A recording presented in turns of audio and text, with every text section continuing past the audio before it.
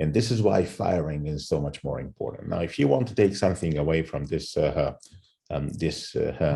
evening, I would say one thing, right? When you hire someone, mark your calendar for 30 days down the road to ask yourself one question, and one question only, right? Knowing what I know today, would I hire this guy? And if the answer is yes, then excellent. If the answer is no, then you should fire them the next morning.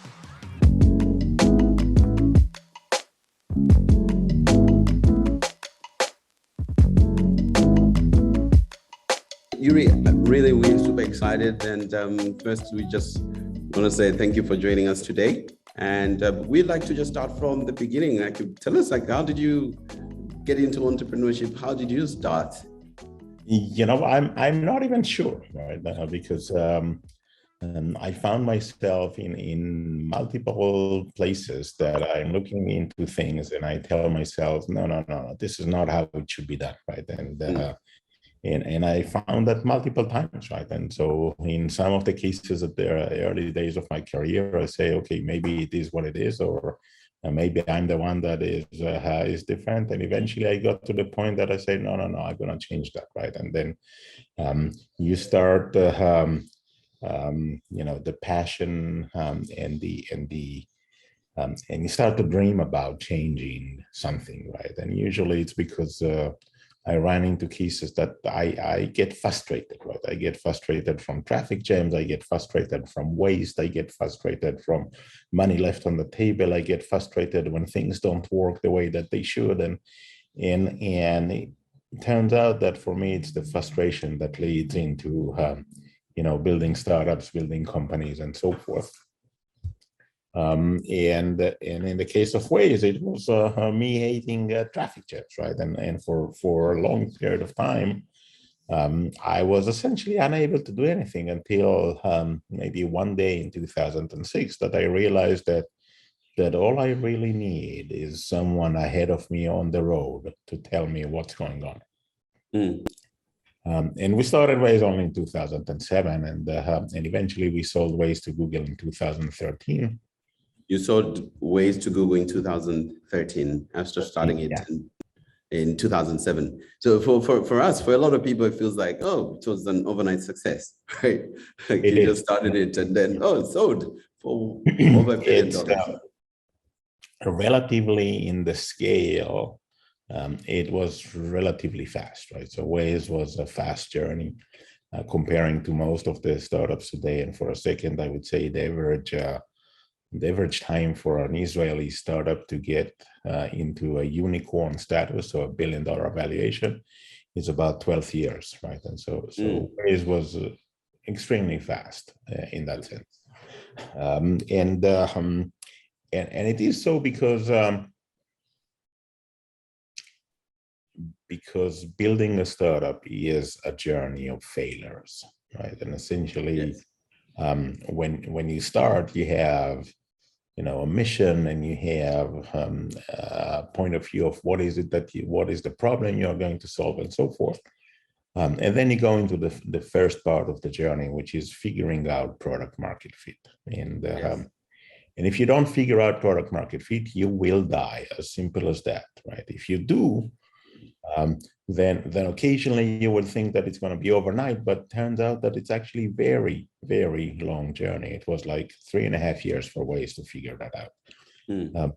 It was 5 years for Microsoft to figure out that they don't want to build computer, but they want to build a software for that, right? It was 10 years for Netflix to figure out that this is what they want to do, right? And so figuring out product market fit is a long journey. And after that, if you are successful in that, you only buy yourself a ticket to the next part of the journey, which could be growth, or could be business model, or could be going global, and so forth. And each one of those journeys turns out to be a journey of failures, right? For a second, I would say something dramatic about product market fit. I would, suggest to all the audience to think for a second on applications that they are using every day, right? So WhatsApp and Waze and Netflix and Google and whatever it is that you're using on a regular basis, and ask yourself one question: what is the difference between the application that I'm using today and the first time that you've used that, right? And the answer is that there is no difference. We are searching Google today the same way that we searched Google for the first time. We are sending messages on WhatsApp the same way that we did on the first time, right? We are using Waze today the same way that we did on the first time. So once a company figures out product market fit, they don't change that anymore. And this is really, really important to realize. The first part of the journey, figuring out product market fit, if you're successful in that, then you bought yourself a ticket for success. If you are unable to figure out product market fit, you will simply die. That's really interesting, and you're absolutely right. So with that, after you find product market fit and you go to the next journey, the battle, and then you will have to go to the next journey. But when you're talking about that, the very first pieces of building a startup, and especially if you want to build a unicorn, what are some of the problems or the mistakes that you see founders make? And I see that maybe the solution is on your t-shirt, right? Saying, fall in love with the problem, not the solution. Tell us about that. So for me, I always start with a problem. Number one, my DNA is a problem solver, right? So if I don't understand the problem, then I'm not even sure what is it to do here, right? But I would say that even more significant, right? I want you to think of a problem, a big problem, something that it's worth solving, something that the world will become a better place if you address that. And then ask yourself, so who has this problem? Now, if you happen to be the only person on the world with this problem, then I would say, you know what, go to a shrink. It's much cheaper than building a startup, right? If a lot of people have this problem, then go and speak with those people and try to understand their perception of the problem. I like that when you say their perception of the problem, because sometimes we are obsessed with the way we see the problem.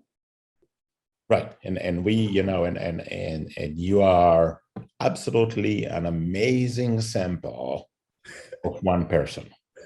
That's it. Exactly. And I am absolutely amazing sample of one person. That's it.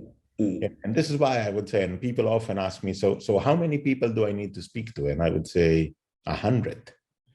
And then they ask me why, and I tell them, look, if I will tell you 5, then you're going to ask your people that are exactly like you. If I would say 100, then you need to go out of your comfort zone and speak with people that you don't even know.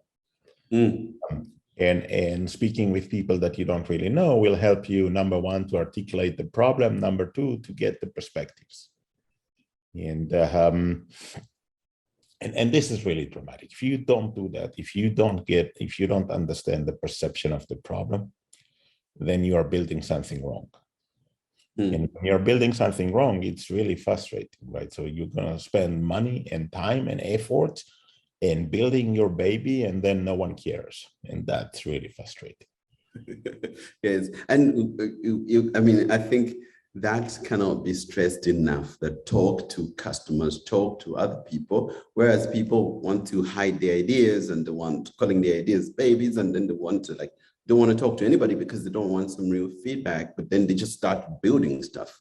Why do you think founders find it hard to talk to customers, and how do they get over that? So let me suggest the following, right? At the end of the day, it takes time to fall in love with the problem, right? And it's not overnight. The same that if you're going on a date, right? So you go on a date, and it takes time until you find the one that you like, right? The same with ideas, right? There are many ideas that you think of, and eventually there is one that you tell yourself, this is what I'm going to do, right? And then you think about it from multiple perspectives, from the problem, from the solution, from the the people that you're going to bring on board, from what's going to be next to the tomorrow and what's going to be 10 years down the road. And only then you feel confident enough to go and tell other people Before that, you don't. Now compare that to the date, right? You're just starting to date someone new, and you don't take this date to see your parents or your friends, not yet, right? You need to feel confident enough in that journey, in that date, in that venture, until you start to speak with some people. Because you think about it, okay, what's the big deal, right? The big deal is that it's a long journey. But at the beginning, you don't know it's a big journey, and it's a long journey. And you think, okay, see, if I will tell someone, they might be able to go ahead and do that, right? Ideas are nice. Execution is the hard part. Yes. And tell us about, you figured out somehow, like you got the Midas touch, right? You're building unicorns, and then you've got now Founders Kitchen, where you are solving big problems. Tell us about that process of building a unicorn. You talk about having stars align and juggling the process of aligning the number of stars so that finally you get a unicorn. Could you run us through that? And so look, so you know, we want to think of unicorn as a result, but I would say no, a unicorn is a process. And the result is that there is a company that it's clear that is going to be a market leader in a large market, right? So a unicorn would be equal to a market leader in a large market. And the result is that it's worth more than $1 billion, right? But to get there, you need to figure out multiple things, right? And the first one is understanding that this is a large market, right? So that's why I say big problem. Figure out a big problem that's worth solving. And then you need to realize that at the end of the day, you will need all stars to be aligned, right? So you need a product market fit, which means that your product is actually creating value to the users, and they're coming back, right? Whenever the users are consumers or businesses, doesn't make any difference. You create value for them, and they are coming back.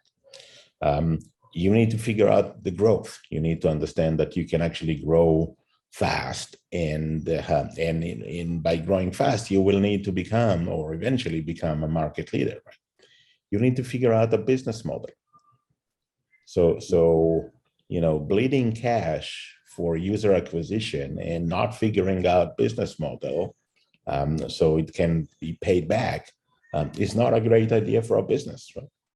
And only once you figure all those, you will become a unicorn, right? In most cases, unicorn have, you know, we usually will see them once they become significant. We don't meet them on the way, but only once they figure out product market fit and starting to show some growth, only then we will actually meet those that will eventually become market leaders. In that process, that you need to you know, start with product market fit, and only then you can go into the either growth or business model, is pretty significant. By the way, I'm just about to publish my book. It will take a few more months, so I've completed writing it, but now it's in the process of editing and printing and so forth.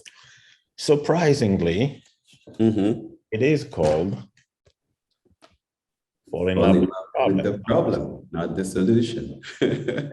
and it does speaks about this method, this process of building startup, and the different challenges that you have along the way. Obviously, it does include some stories from Waze and some other startups, but in particular, it's a handbook for entrepreneurs. And for a second, I would say no, it's a handbook for all business people and whole the entire high-tech industry, of establishing the method of building successful companies. I like that. And as Pranary, we are going to pre-order books and give the entrepreneurs in our programs, and know the other programs. Right now, by the way, we have lots of people joining us via Facebook, and YouTube, and then live in Cape Town, and then some more people in Lusaka, Zambia, And then we have lots of entrepreneurs joining from across the continent. And then one program that we're working with, about the Just You program, also we're talking about falling in love with the problem, not the solution, and Pranary emphasizing that. So I really like that. Could you talk about the hiring and firing in that process, where like how decisive leaders should be during that early stages when you're forming the DNA of the company, and when you're really figuring out or deciding what the company should be? So while I don't have the book in hand yet, I have the bookmark, right? And on the other side of it, first chapter says firing and hiring, right? Fantastic. Not hiring and firing. And the reason is very simple, right? Mm-hmm. So I spoke with many entrepreneurs that their startup failed and asked them why. And about half say that the team was not right. So I kept on digging, okay, what do you mean the team was not right, right? And so some of them said, okay, we had this guy not good enough, or this guy not good enough. So not good enough was one reason. Another reason that I heard quite often was we had communication issues, right? Or something that I actually called ego management issues. And then I asked them, when did you know that the team is not right? All of them knew within the first month. All of them knew within the first month that the team is not right. Then you say, wait a minute. If you knew on the first month that the team is not right and you didn't do anything, the problem was not that the team was not right. The problem was that the CEO did not make hard decisions. Making easy decisions is easy. Making hard decisions are hard. And this is why the firing comes first. When you hire someone, if you are great person on hiring, your hit ratio is going to be 80%. You're still going to have 20% of misses. And if you're just good enough, then maybe you're 70% hit ratio or 75%.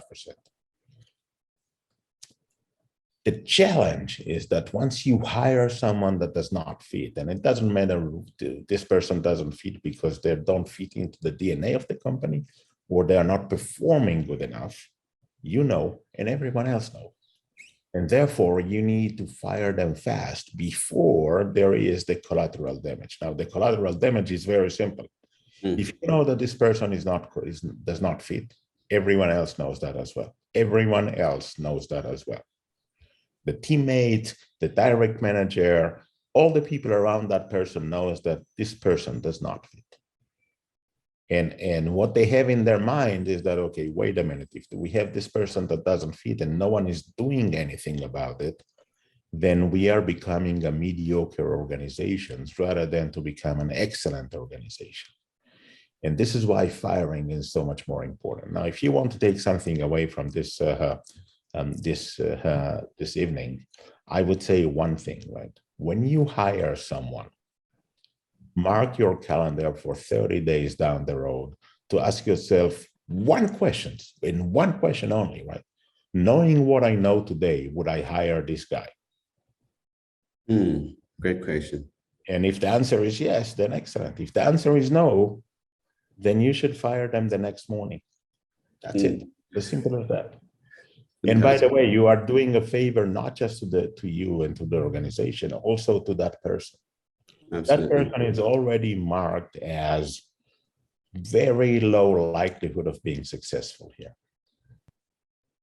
And what are the consequences when the CEO doesn't make those hard decisions of getting rid of somebody who they see that this person is not performing? So just think about it, right? So say that you are an employee at that 20 or 30 people startups, and there is someone that doesn't fit, and obviously you know that, and you expect the CEO to do something, and CEO doesn't do anything.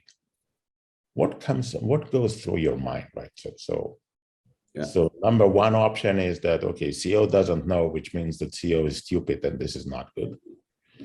Number two, CEO does know and still doesn't do anything, which means that CEO lacks the leadership of making hard decisions.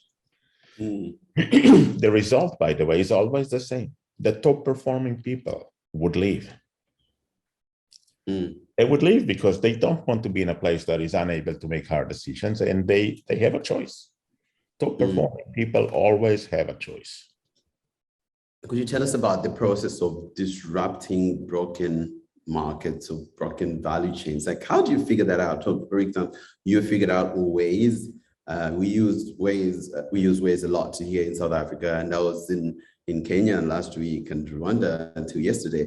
But in Kenya, they use Move It a lot, and it was good to use Move It. Like, whoa, this is also like an amazing application, another amazing system, and you're building a lot others in Founder's Kitchen. If you're looking at your website, like, whoa, you're solving really tough problems. But how do you figure that out?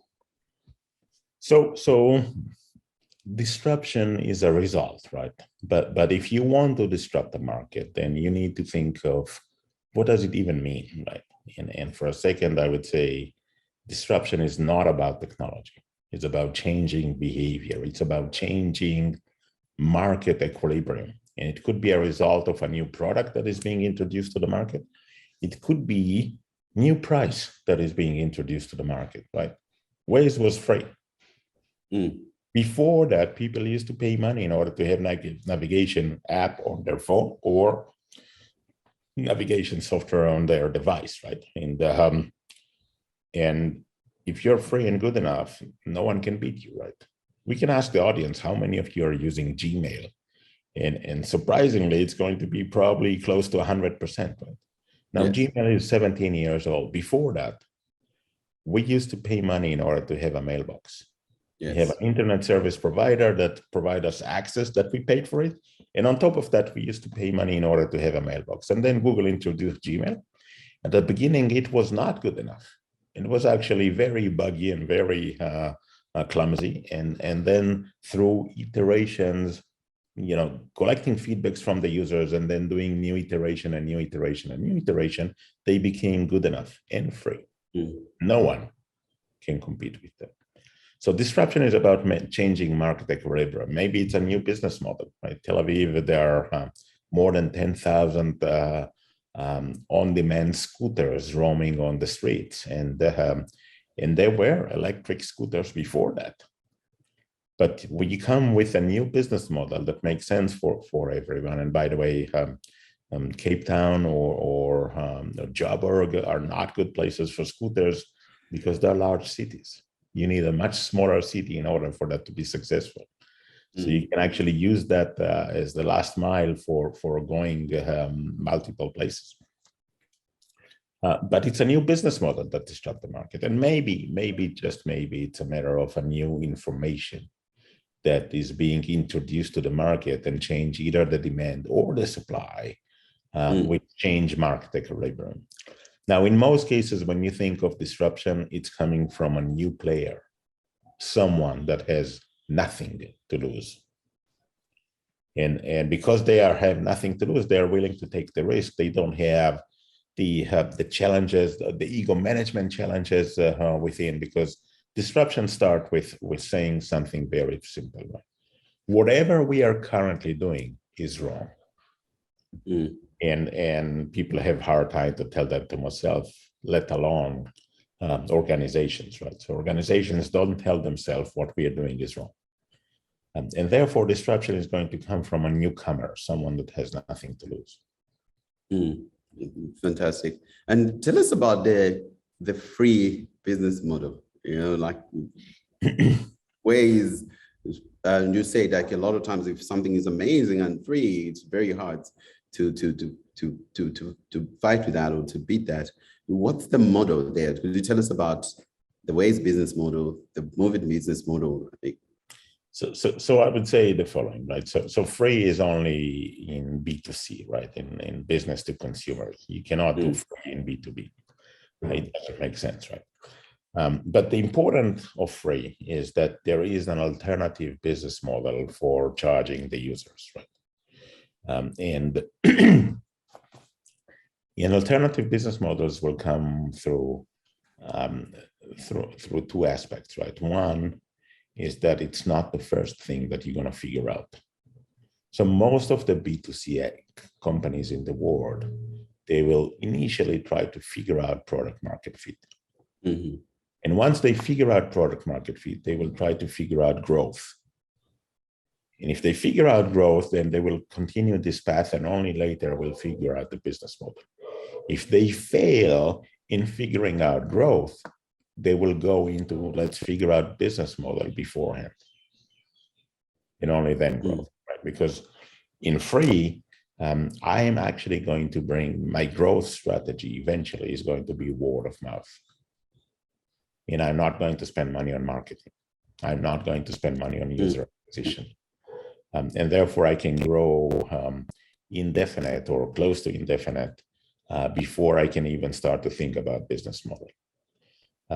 If I'm unable to figure out, zero cost user acquisition, then I will need a business model to justify the spend on the user acquisition. And therefore I will need to deal with the business model first. When we started Waze, we thought that we are actually going to sell maps and traffic information, and we can help municipalities to improve mobility within the cities, right? But then it turns out that these are very hard sales, very, very hard sales. Selling to municipalities or authorities or Department of Transportation or whatever is very challenging, and we actually got frustrated. And then we figure out, okay, wait a minute, this is, we have the magic touch for advertisement, right? And the magic touch for advertisement is that we have high frequency of use and long duration of use. Basically says, I have a user 10, 20, 30 hours a month with me. And therefore, advertisement is the right model for me. In the case of Moveit, we actually have high frequency of use, but low duration of use, right? Because once you hop on the bus, you don't use the app anymore, right? You set the trigger to wake me up 2 stops before I get there, or 5 minutes before I get there, and you don't use the app anymore. And the result is that if you're trying to build a business model that is based on advertisement, it's going to be more challenging. And Moveit use the business model of selling data. With the high frequency of use and the billions of users, then you actually have huge valuable data that you can sell to bus operators, municipalities to plan their public transportation, and so forth. So it ended up to be, the user are using the app, but the aggregated data is actually creating even more value for the users through the public transportation systems. Oh, fantastic. I see that, and that's even when you started Waze, it was one person drives, and then it collected GPS information, and then another person, and afterwards you start to see the patterns forming, and that data then it helps to improve the process, right? Okay. For a second, yes, go ahead. It's not up to you to choose the business model. Okay. The product is going to dictate that, right? So the value that you create is going to be the one that dictates the business model. If you have high frequency of use, then before business model, you're going to figure out growth, because you will have, if your product is valuable and it's being used multiple times a month, then every time that the user is using the app, it's an opportunity for them to tell someone else. Oh, fantastic. And that's why you're going to end up with product market fit first, then growth, then business model. And then your business model is actually it's sort of an automatic answers, right? You have a lot of users because you figure out growth through word of mouth, and you have high frequency of use, and this is what allowed you to have a lot of users or word of mouth. And then if the duration is long, then advertisement is your business model. If the the usage duration is short, then selling data. Fantastic. We've got a question from Dylan Mike saying, I'm going to modify slightly. What are the things we should know as entrepreneurs before changing business model or before pivoting? if we realize that each one of those journeys is a journey of failures, then in order for us to increase our likelihood of being successful, is very dramatic, right? But what we need to do is fail fast, because then we have enough time to make another experiment or another attempt. Mm. And so if you will come to me and say, this is my roadmap, and you will come with 30 different features, I would say, okay, what you just show me is a list of 30 experiments that we are going to try, right? And which one is the first? I don't care which one is the first. The one that your gut feeling tells you that this is the first. But what we need to do is try to do that as fast as possible. And if it works, end of story. If it doesn't, let's try another one and another one. Mm.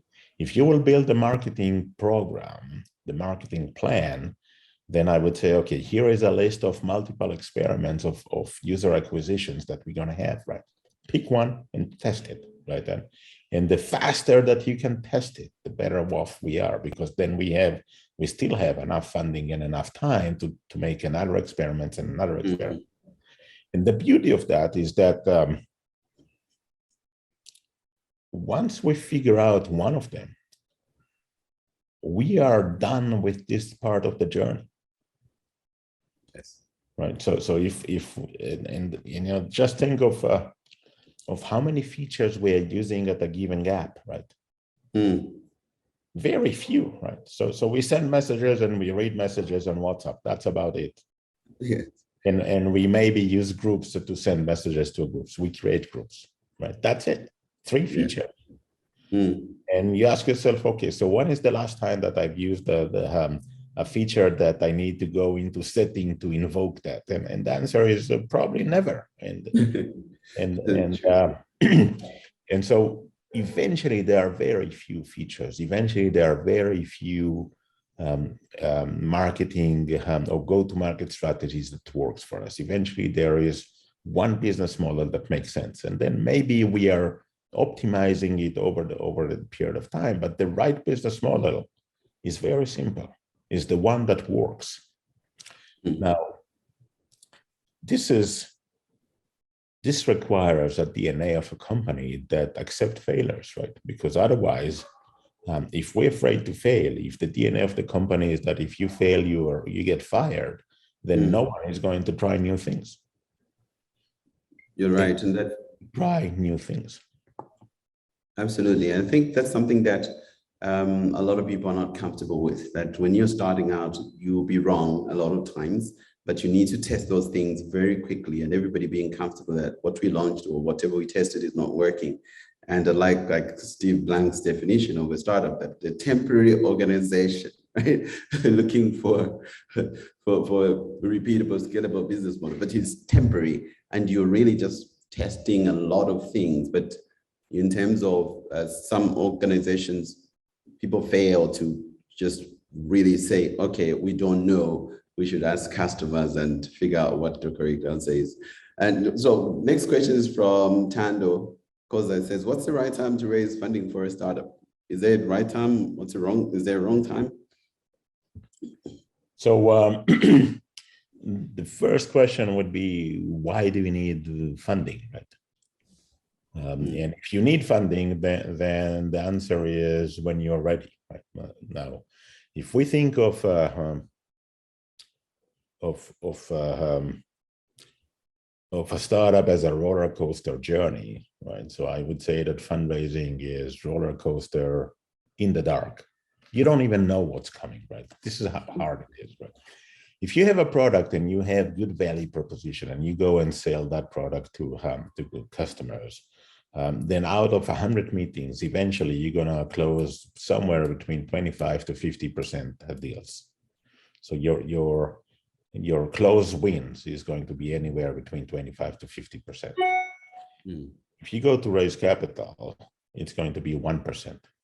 So you really need to prepare for people to tell you no. No and no and no and no and no. And you're going to hear so much no's that it's going to be frustrating. In particular, when you think about the seed round or the pre-seed round, the first money injected into the company, then when you speak with investors and you ask them, why did you decide to invest in this startup or this startup or this startup, you're going to hear very consistent answers. I like the CEO, I like the story.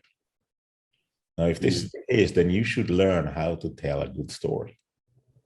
And you should go there by yourself. The CEO goes to raise capital alone, not with the team, not with anyone else, alone. Because the investor needs to like the CEO. And if there are other people with me on the same stage, then it's hard for me to shine. It's a very good point. Interesting.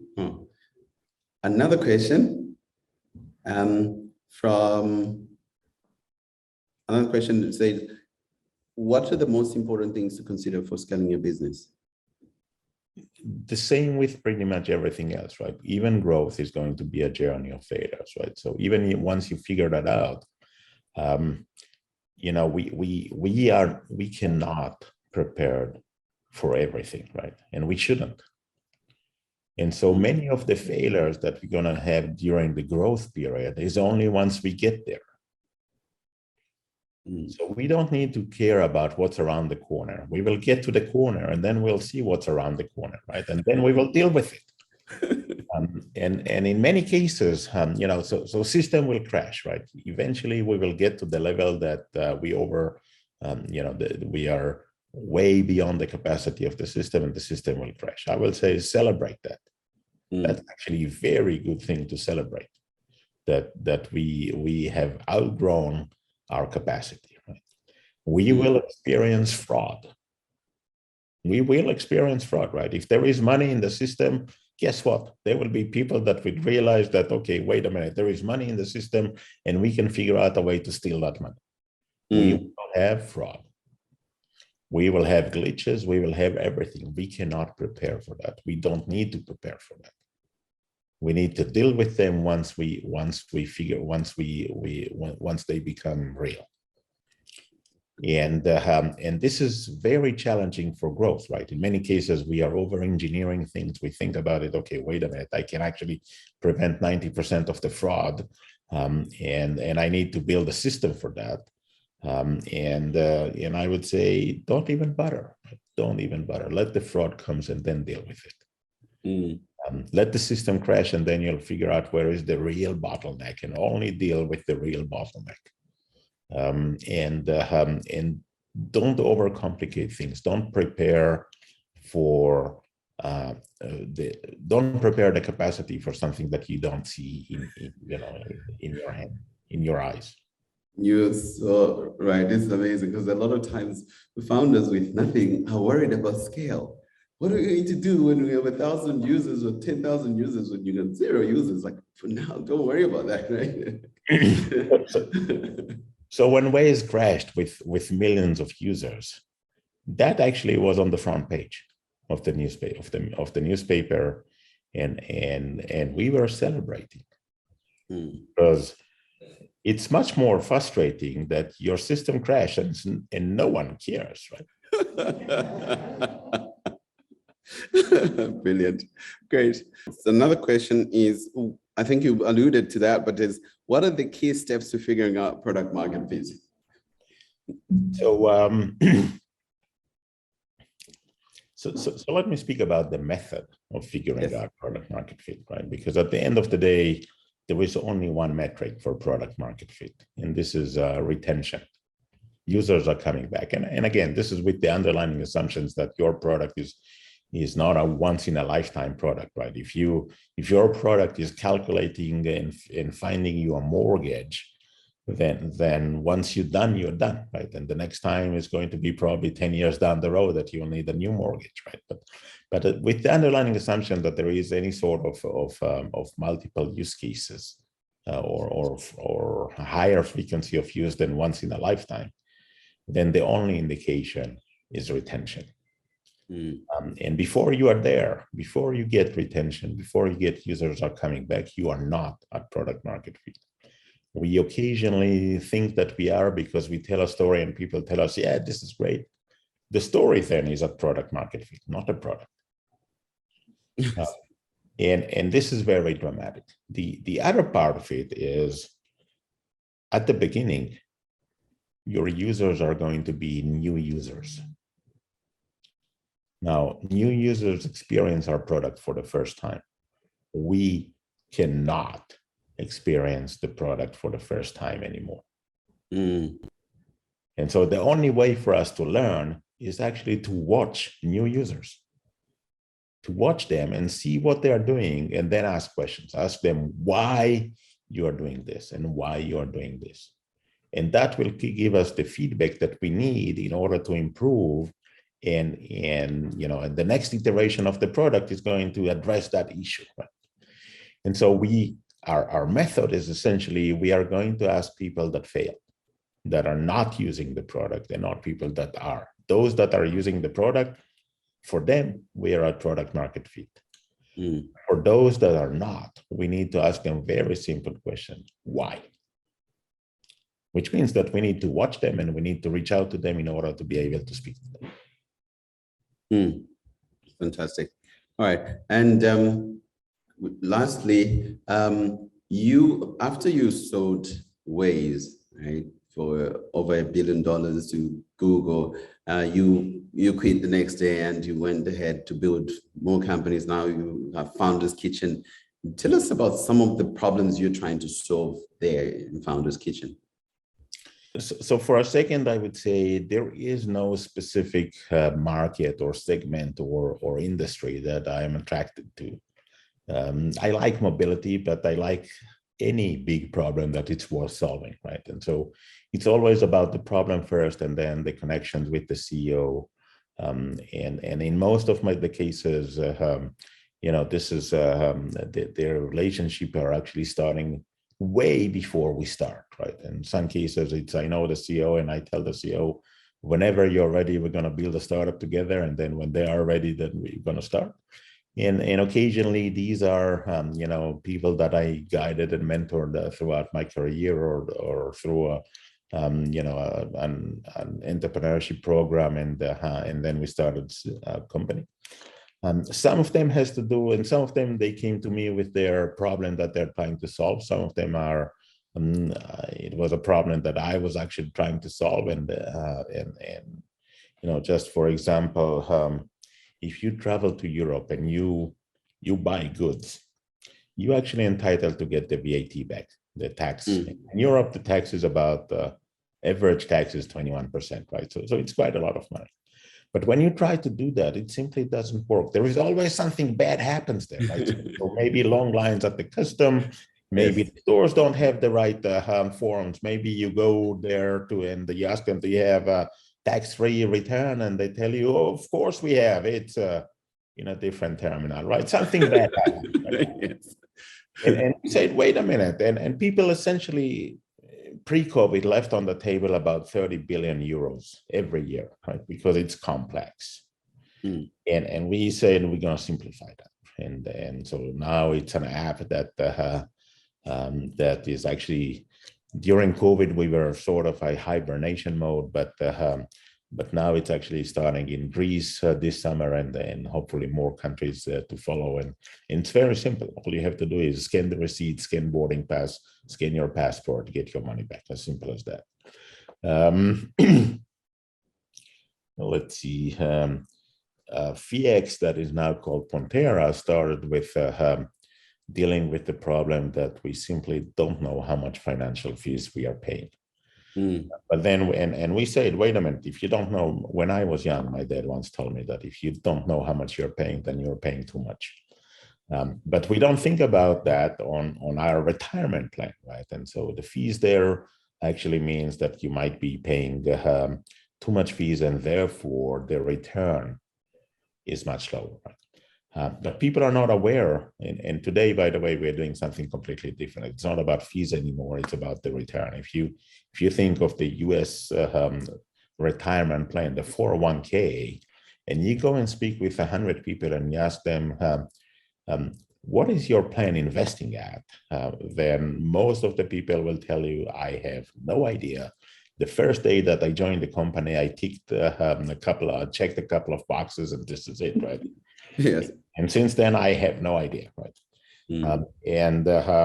But what if your financial advisor would be able to provide you advice on that? Turns out that the yield or the return is going to be much higher, and you will retire richer. And so helping people to retire richer is the challenge that Pranary is dealing with it today. C3, very interesting, actually turns out to be very successful in South Africa as well. The name suggests that they're actually seeing the trees, and this is exactly what they're doing. Turns out that the tree growers with large plantations, they have no idea what's going on, right? If you have millions of trees, you don't know which one of the trees is healthy or not, which one of the trees even there, right? And so we have built a system that we have drones flying over the plantation, and at the level of a single tree can tell you if this tree is healthy or not, and if it's not, what is the issue, right? And essentially provide you with an actionable plan to increase the yield or to reduce the amount of chemicals that you are spraying around, right? And because I would say that most of the plantation will be spraying way too much, because the practice today is telling them, okay, find out where is the biggest or tallest tree in the plantation and use that for the calculation of spraying, right? If this is for the tallest one, right, it's not the average, and definitely not per tree, right? And so obviously, if you can optimize that, you can reduce the amount of chemicals that you're using, which is going to save you a lot of money and save the planet. Fantastic. And in closing, Yuri, what other advice would you have for founders? Anything maybe that's in your book already? As we're looking forward to the book, and I am just sad that it's only coming out next year. It's too far. But what other things would you like to share with us? So I will go back to the basics, right? Building a startup is a journey of failures. In order to increase the likelihood of being successful, you need to fail fast. You need to think that number one, failure is an event and not a person. Because if you think of failure as a person, then you establish the fear of failure DNA within the organization.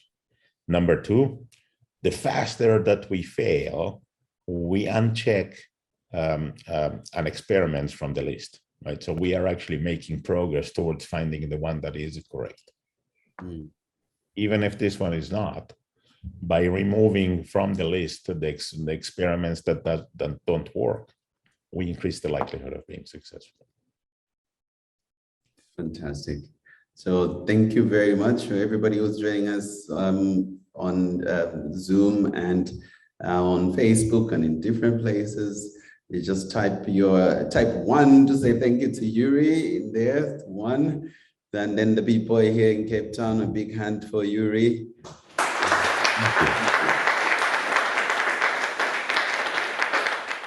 Thank you very much, Yuri. It's very rare that we get opportunities like this, like learning from somebody who's done something incredible things, but also who loves to share and to teach and to codify the methods. And I encourage the people who are entrepreneurs and who are willing to build great things that will solve problems for millions of people to look out for the book. As Pranary, we're going to order your book, so thank you. And then we are looking forward to chatting with you some more. Thank you very much, Yuri. Thank you. Thank you. All right. Bye.